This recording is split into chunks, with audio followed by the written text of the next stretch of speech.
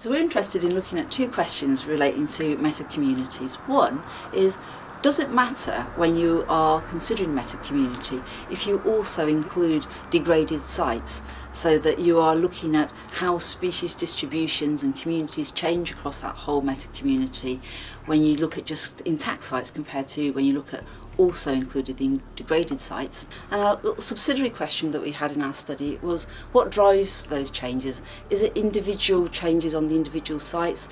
such as how those sites are managed, or is it broader environmental change? The reason that we picked the Dorset Heaths is because they are an important part of a rare and declining ecosystem which is called lowland heath, and that occurs predominantly along the western seaboard of Europe and is of high conservation value to European conservationists. And it consists of a mix of shrubs,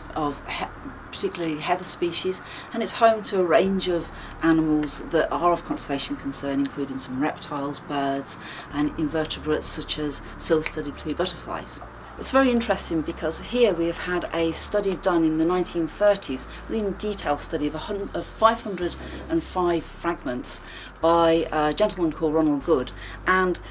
in the 1930s he recorded for all those fragments all of the species of plant that were on those sites. And so what we've decided to do is to re-record the remaining sites, and we chose a sample of 150 of the half or so that still remained from Ronald Good's original survey, and we went and resurveyed it in exactly the same way, which consisted of going to the site and listing all the plant species that were present. For each site we also recorded two other things. One is what management was applied on that site, and to do that we divided them into different ownership groups. So the first group were sites that were owned by either wildlife organisations or the Ministry of Defence, and those sites were managed primarily for their heathland conservation. The second group were sites that were managed by the Forestry Commission, and although heathland was a secondary concern for them, the main focus of course is forestry production. And the third load of sites were those that were now in private ownership, and generally those were managed for agricultural benefits, so to maximise production of, and invariably these were sites that were more heavily grazed than would have been traditionally the case if it was old traditional management. And the other thing that we recorded for each site is how the overall environmental conditions might have changed on that site since the 1930s. To do that we used Ellenberg values as a proxy, and that allows us to see how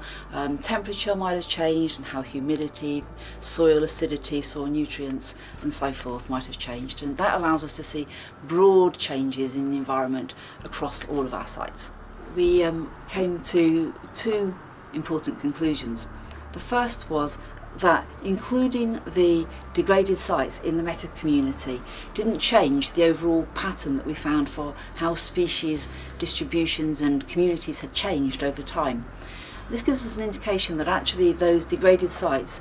are functioning in the same way as the intact sites within the meta-community, and should therefore be considered as an important part of them, because they can form places where populations of plants and animals that are of conservation value might also reside, and so conservation should include them too.